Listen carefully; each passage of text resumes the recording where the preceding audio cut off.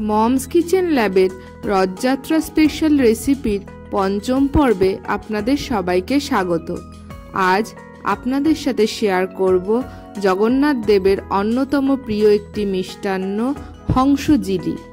এটি দেখতে অনেকটা জিলিপির মতন, আবার বানানোর পদ্ধতি অনেকটা আমাদের রসবড়ার মতন। তবে চলুন দেখে নেওয়া যাক কি করে বানানো হয় এই হংস জিলি।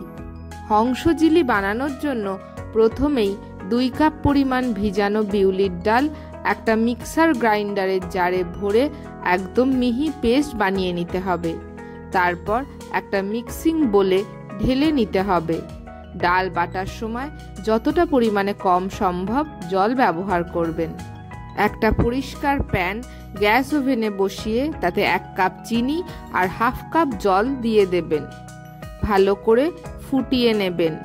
মিনিট 2 ফুটালেই যখন দেখবেন রস ঘন হয়ে এসেছে, তখন গ্যাস বন্ধ করে কড়াই নামিয়ে রাখবেন। এরপর ওই বেটে নেওয়া ডালে আদা বাটা, হিং, জিরে গুঁড়ো আর লবণ মিশিয়ে দেবেন। ভালো করে বেশ কিছু সময় ধরে ফেটিয়ে নেবেন। কম ফেটানো হলে হংস জিলি শক্ত হবে। যত ভালো করে ফেটাবেন তত বেশি ফ্লপি হবে, ভেতরে সুন্দরভাবে চিনির রস ঢুকবে।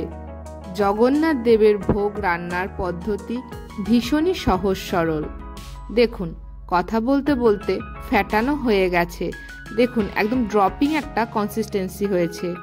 এইদিকে কড়াইতে ঘিও গরম হয়ে গেছে। এবার একটা তেলের প্যাকেট কেটে নিয়ে তার ভেতরে ফেটিয়ে নেওয়া ডাল ভরে নিতে হবে। এইভাবে করলে জিলিপির আকার দিতে খুব সুবিধে হবে, তাই এইভাবেই দেখালাম। এইদিকে ঘি মিডিয়াম গরম রেখে তাতে জিলিপির আকারে ডাল বাটা দিয়ে দিতে হবে।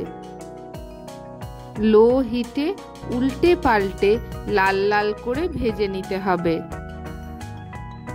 ভাজা হয়ে গেলে ঘি ছেঁকে তুলে চিনির শিরাতে দিয়ে দিতে হবে। একটা হাতার সাহায্যে এপিঠ ওপিঠ চেপে দিতে হবে। মিনিট খানেক ভিজিয়ে রাখলেই চিনির রস অ্যাবজর্ব করে নেবে।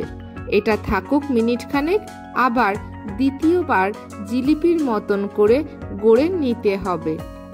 একইভাবে উল্টে পাল্টে লাল লাল করে ভেজে নিতে হবে। রথযাত্রার দিন খাজার পাশাপাশি হংস জিলিও বানাতে পারেন। দেখুন, একটা ভাজা হতে হতে আরেকটা রস সোপ করে নিয়েছে। এবার একটা প্লেটে নামিয়ে রাখতে হবে। দ্বিতীয়টিও ভাজা হয়ে গেছে। একইভাবে রসে চুবিয়ে দিতে হবে। মিনিট খানেক রেখে একইভাবে তুলে নিতে হবে। খুব কম সময়ে আর খুব কম উপকরণে বানিয়ে নেওয়া যায় জগন্নাথ দেবের অন্যতম প্রিয় এই পদটি। এইভাবে একে একে সবকটি হংস জিলি গড়ে নিতে হবে। রথযাত্রার দিন এইভাবে হংস জিলি বানিয়ে প্রভু জগন্নাথ দেবকে নিবেদন করে তার আশীর্বাদ লাভ করুন। ভিডিওটি কেমন লাগলো অবশ্যই কমেন্টে জানাবেন। এরকম নিত্য নতুন ভিডিও পেতে মমস কিচেন ল্যাবের সাথে থাকুন। আজকের মতন আসি, দেখা হচ্ছে অন্য কোনো দিন অন্য কোনো ভিডিওতে।